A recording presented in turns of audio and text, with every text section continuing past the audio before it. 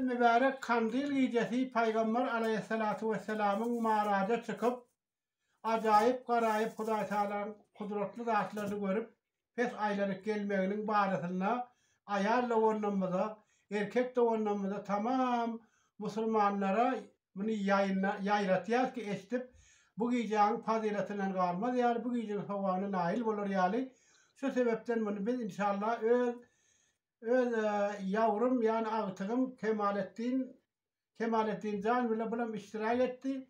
Bulam bizim yani tesvirlerimiz, fotoğraflarımız çekip buydu ahli bizim arkadaşlarımıza ve komşularımıza neyse olsa sonra paylaşmana iktab ettik. Allah Teala'nın izniyle Peygamber Aleyhissalatu vesselam'a bir salavat-ı meydalı Allahümme salli ala ruhu seyyidina Muhammed ve ala ali seyyidina Muhammed بعدد كل داء ودواء وبارك وسلم عليه وعليهم كثيرا اللهم صل على سيدنا محمد أمين سيدنا نبي أمين وآله وبارك وسلم اللهم صل على المصطفى بديع الجمال بحر الوفا صلوا عليه كما ينبغي الصادق محمد عليه السلام صلواتtan son sizin hem Müslümanlar için yayramağını ve eşitmeğini ehlinizden iltica ettiler. Allah Teala'nın büyük dergâhından.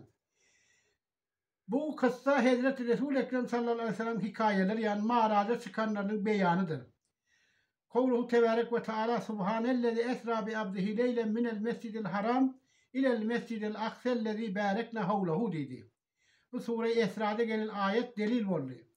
Hazreti Resul aleyhisselam Ummuhan'ın önüne yatırdı. Hazreti Cebrail aleyhisselam bir bırağı getirdi. Ler yüzü Ademzadın yüzüne men diye. Düyeden kiçirek attan ulurak. Münmene hıyal edipti, bırak tiyizlik edip kaçacak oldu. Onda Hazreti Cebrail aleyhisselam ayette, ey bırak, bilmez misin mısır bulur? Hazreti Habibullah, tebib illet buna, ne için bunu yani? Baberekade bir edeplik ettiyasin deyip erdi, bırak, ayette ki men hem bilyan, emma men bir hacadım ma bir Resulullah aleyhisselam'dan neydi, peygamberden neydi. Onun için tiyizlik ettim deyip ayette. Ya Resulullah kıyamet günü men yarı yüzümün bıraklar vardır. Menden 100 yaşı bıraklar gelir. Bana novat degmez. Şul günü bana hem şifaat edip minayseniz deyip sonundan İzzet Abra'yı tapsam deyip kaçtım dedi. Resul Aleyhisselam kabul ettiler. Ondan sonra bırağa mindiler. Hazreti Cebrail Aleyhisselam cılavununu aldı. Ayettiler ki ya Resulullah bir yolla her kişi kıygırsa bakmam sözüne de cevap vermem dedi. Binaga havada gidip baryadı. Ya Muhammed yolu yanlış ettiniz deyip bir ses geldi. Bakmadı.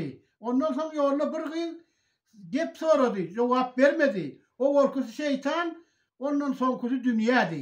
O odan kıyı dünya keni. Ondan ötüp baryadı bir daştan bir ökül çıkıp bir aylanıp yine şu daşın içine giyreyinliyse geçkiye sığman giyrebilmedi.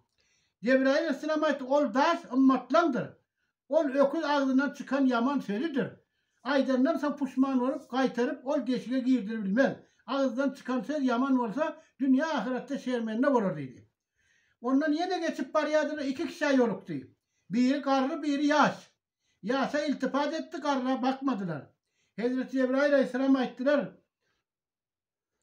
Karlısı şeytanlı yaşa afiyetti dedi. Yine bir kişi bir eline süt bir elinde şerap tutup geldi. Sütü içtiler. Hazreti Cebrail Aleyhisselam ol süt şerap tahurdu dedi.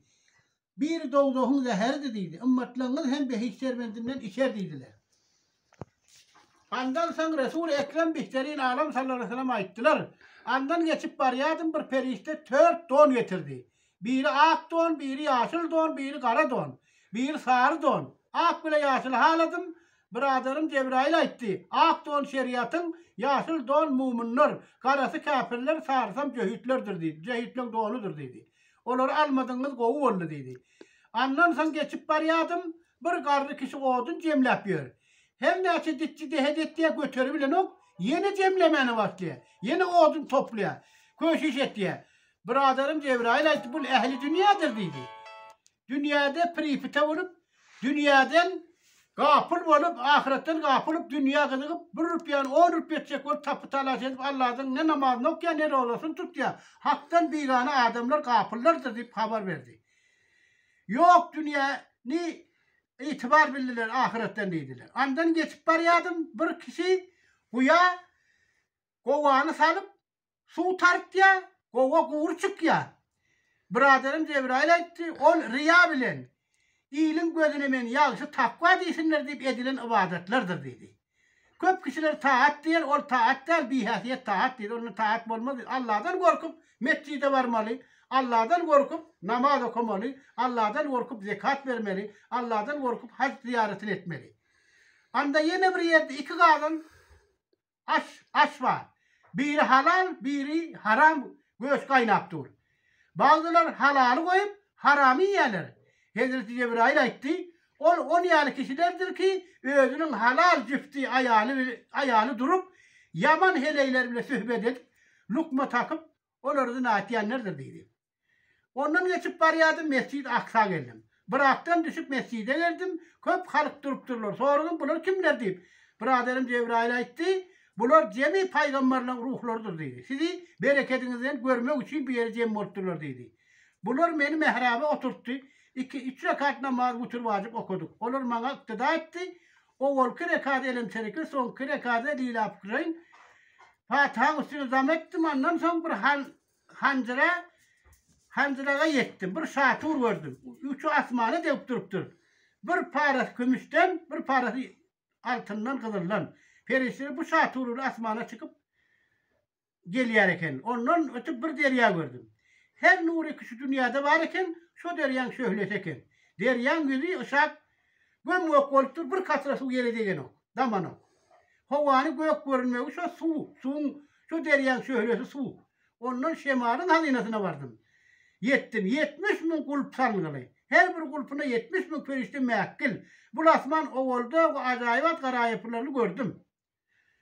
Ne şiyorda bir durum var mı Kemal?